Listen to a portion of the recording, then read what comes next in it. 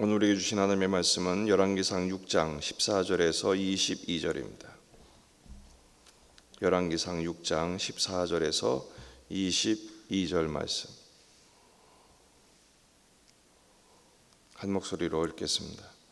솔로몬이 성전 건축하기를 마치고 백향목 널판으로 성전의 안벽 곧 성전 마루에서 천장까지의 벽에 입히고 또 잣나무 널판으로 성전 마루를 놓고 또 성전 뒤쪽에서부터 20규빗 되는 곳에 마루에서 천장까지 백향목 널판으로 가로막아 성전의 내소 곧 지성소를 만들었으며 내소 앞에 있는 외소 곧 성소의 길이가 40규빗이며 성전 안에 입힌 백향목에는 밭과 핀 꽃을 아로새겼고 모두 백향목이라 돌이 보이지 아니하며 여호와의 언약궤를 두기 위하여 성전 안에 내소를 마련하였는데 그 내소의 안은 길이가 20규빗이요 너비가 20규빗이요 높이가 20규빗이라 정금으로 입혔고 백향목 제단에도 입혔더라. 솔로몬이 정금으로 외소 안에 입히고 내소 앞에 금사슬로 건너 지르고 내소를 금으로 입히고 온 성전을 금으로 입히기를 마치고 내소에 속한 제단의 전부를 금으로 입혔더라. 아멘. 본문에 계시된 주님은 어떤 분이신가? 전부를 금으로 입히게 하십니다. 22절 온 성전을 금으로 입히기를 마치고 내소에 속한 제단의 전부를 금으로 입혔더라. 14절 말씀을 보면 솔로몬이 성전 건축하기를 마쳤다 그랬습니다. 그런데 계속 성소와 지성소를 단장하는 장면이 나옵니다. 여기서 말하는 성전 건축하기를 마쳤다는 것은 기초공사를 마쳤다라는 것이죠. 그리고 이제 내부를 단장하는 것입니다. 내소와 외소, 성소와 지성소, 요즘 말로 하면 인테리어를 한다고 봐야 되겠죠. 그래서 백향목으로 성전 안벽과 마루 천장까지 입히고 또 잣나무 널판으로 성전 마루를 놓고 또 성소와 내소를 단장을 합니다. 중요한 것은 지성소는 말할 것도 없고 온 성전을 금으로 입혔다라는 것입니다. 제단의 전부는 금으로 전부 입혔습니다. 도금을 한 거죠. 왜 전부 금으로 둘렀느냐라는 것입니다.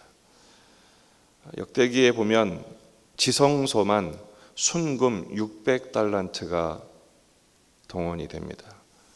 요즘으로 말하면 순금이 20톤이 넘습니다. 왜 금으로 이렇게 동원했는가? 금에 대한 세상적인 가치와 성경적인 의미가 좀 다릅니다. 왜 전부를 금으로 입히게 하셨는가? 첫째는 성전은 하나님이 계신 곳입니다. 하나님은 금보다 귀하신 분입니다. 금으로 두른 것은 그때 당시에 가장 소중한 가치가 금이었기 때문입니다. 만약에 금보다 더한 것이 있었다면 그것으로 했겠죠.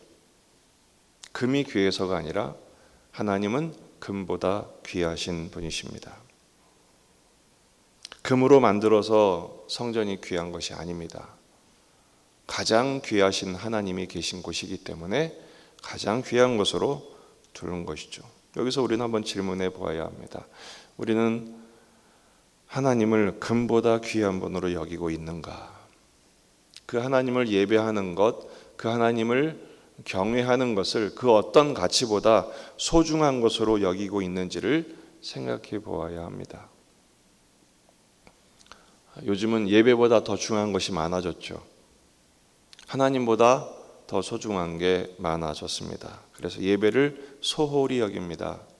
하나님을 경배하는 것을 쉽게 여겨버리죠.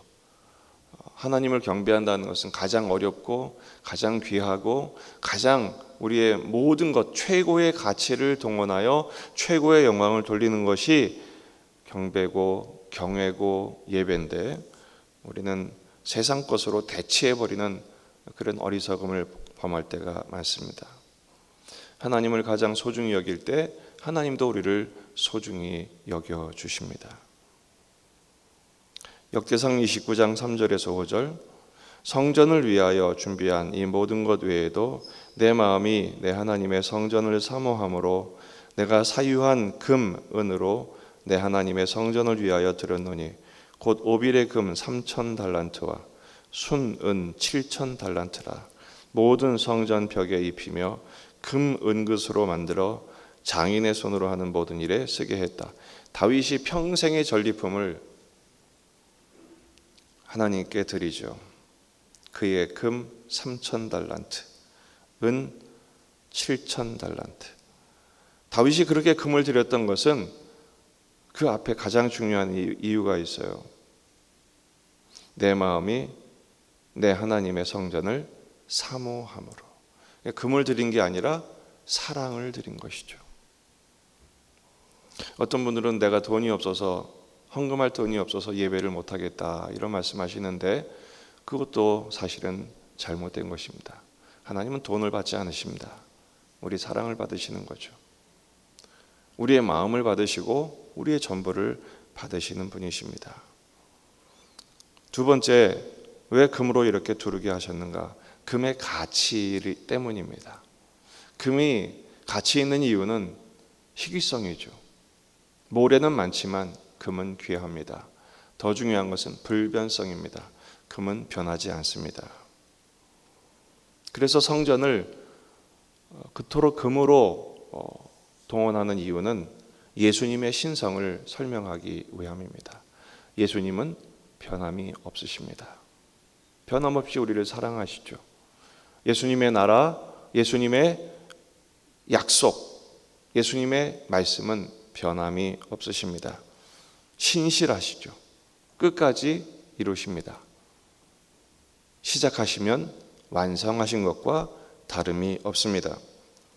18절을 보면 성전 안에 입힌 백향목에는 밭과 핀 꽃을 아로새겼고 모두 백향목이라 돌이 보이지 아니하였으며, 금으로 둘렀던 이유는 백향목으로 둘렀을 뿐 아니라 금으로 둘러 돌이 보이지 않게 하기 위함입니다. 내부 어떤 자재도 드러나지 않도록 기초 재료를 덮어버리는 것이죠. 우리의 돌 같은 본성, 인간의 본능을 금으로 덮어야 합니다. 예수 그리스도로 덮어야 합니다. 로마서 13장 12절에서 14절 말씀, 밤이 깊고 낮이 가까웠으니 그러므로 우리가 어둠의 일을 벗고 빛의 갑옷을 입자.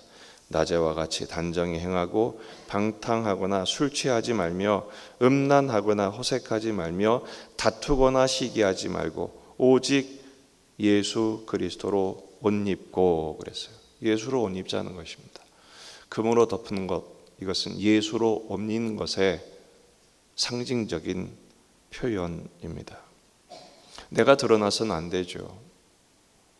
근데 우리는 내 성격과 본성을 드러내는 것을 자랑처럼 여기는 경우가 있습니다. 어리석은 일입니다. 나는 지우고 나는 숨기고 오직 예수로 덮고 채워야 합니다. 욥의 그 시련들은 결국 단련하신 후에 정금같이 순금같이 나오게 하시기 위한 하나님의 인도하심이었던 것처럼 말이죠. 오늘 본문의 교훈은 이것입니다. 왜 성전을 금으로 덮었는가? 그 금으로 덮은 이유는 금보다 귀한 하나님을 섬기는 성전이어야 했기 때문에 나는 없고 오직 예수로 덮어야 하는 그 의미를 깨달아야 하기 때문인데, 다시 한번 확인하지만 열왕기서의 독자들이 누구죠? 포로기 이후에 포로로 잡혀간 후대들을 말합니다. 그들에게 지금 교훈하는 것이죠. 그 금으로 덮었던 그 성전 다 어디 갔냐 이거죠. 다 회파됐고 멸망했고 포로로 잡혀가고 말았습니다. 그들은 금으로 만든 성전만 신뢰하고 자랑했지 그곳에 계신 하나님을 섬기는 일에는 실패한 것이죠. 그래서 하나님이 떠나셨고 결국 그 금들은 다 어디 갔냐? 없어졌다 이거죠. 여러분, 우리는 금은 없어져도 예수님이 전부가 되어야 할 줄로 믿습니다. 사도행전을 보면 돈이나 바라는 성전 비문에 장애를 입은 거지가 있었습니다. 다름 아닌 우리들의 모습이죠. 돈이나 바라는 모습이죠. 그때 베드로가 이런 말을 합니다. 은과 금은 내게 없거니와 내게 있는 이것을 내게 주노니 나사렛 예수의 이름으로 일어나 걸으라. 은과 금은 내게 없거니와, 우리에게 뭐가 있어야 됩니까? 내게 있는 것, 곧 예수님의 이름입니다. 우리는 금은 없죠. 돈도 없습니다. 그러나 예수님이 있습니다. 이것이 자랑이어야 합니다. 이 예수님이 우리에게 전부여야 합니다.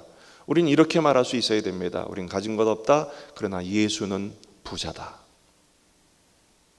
나는 예수로만 산다. 이 고백이 저와 여러분의 고백이 될 때 하나님께서 놀라운 구원의 역사와 우리 인생을 풍성케 하심과 금보다 귀한 예수로 부욕케 하심을 증거케 하실 것입니다.